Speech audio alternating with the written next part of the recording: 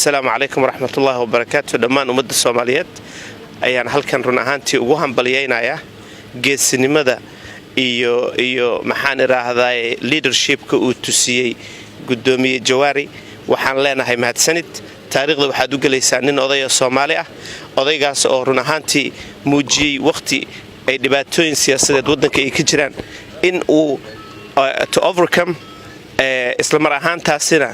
uu si sharaf leh qiimo leh uu meesha ugu tagay annagana waxaan rajaynaynaa in maanta wixii ka dambeeyo waqtiga badan ee ummadda Soomaaliyeed uu ka lumay in aan dib loo eegin arinta dhacday arin waxay ahayd process oo siyaasadeed oo wadankiinu marana ay tahay mar waliba uu mari doono tan iyo in ka badan aan arki doono maalmaha soo socda iyo sanadaha soo socda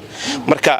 ummadda Soomaaliyeed waxaan niyadooda ku dejinayaa oo aan leeyahay waa jidkii dimuqraadiyadda aan fuulnay dimuqraadiyaddana waxay leedahay jidka noocaan oo kala ah cod baa lagu kala baxaa dastuur baan haysanaa waxa jira procedure la maraa jira procedure-kan wuu culays badan yahay wuu xanuun badan yahay laakiin mararka qaar waa jidka loo baahan yahay in la maraa waxa weyn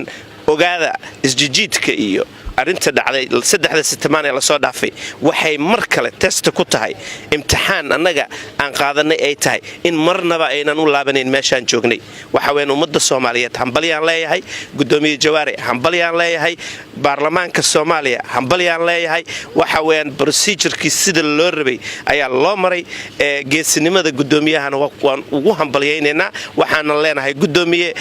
oday Soomaaliyeed oo ugu dhaxnool noqo insha Allah ta'ala qaybtaadana ka dhisidda iyo soo celinta dawladnimada Soomaaliyeed waxaan jeclaan lahaa inaan u cadeeyo maanta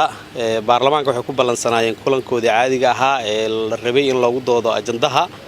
mooshinka laga keenay gudoomiyaha baarlamaanka waxa laga yaabaa dad badan inay qalad u fahamsan yihiin markii la yiraahdo xildhibaano ayaa mooshin keenay una maleynayaan mooshinka inuu yahay shay wax lagu duminayo laakiin waxaan rabaa inaan xoogaa aan fahamsiyo mooshinka waa aalad ay isticmaalaan xildhibaanada haddii aan af Soomaali fudud ku sheegana waa soo jeedin ee mar waliba xildhibaanada ay rabaan inay soo jeediyaan baarlamaanka markay rabaan inay wax ku saxaan haddaba soo jeedinta laga keenay gudoomiyaha baarlamaanka ay ku saabsanayd in uu xilka isaga tago eedeyn badan lagu soo eedeeyay runtii waxay kala qaybisay xildhibaanada baarlamaanka oo aragtiyo kala gedisan ku kala qaatay muddo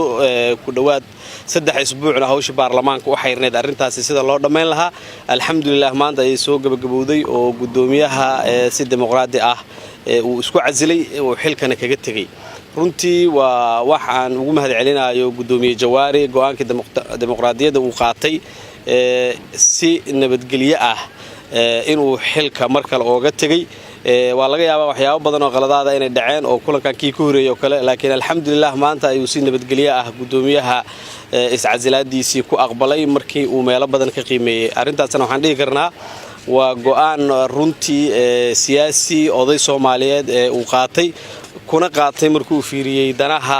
dadka iyo dalka sida ay ku jirtaba marka waa ugu hambalyeynaa wuuna ku mahadsan yahay mar koobaad iyo mar labaad iyo mar saddexaad dadkana waxaan rabnaa inaan intaas u xaqiijino arinta socotay inay ahayd arin dimuqraadiyad oo qof waliba aragtidiisa uu ku dhiibanayo xildhibaanada si peaceful ahna hadda lagu gabagabay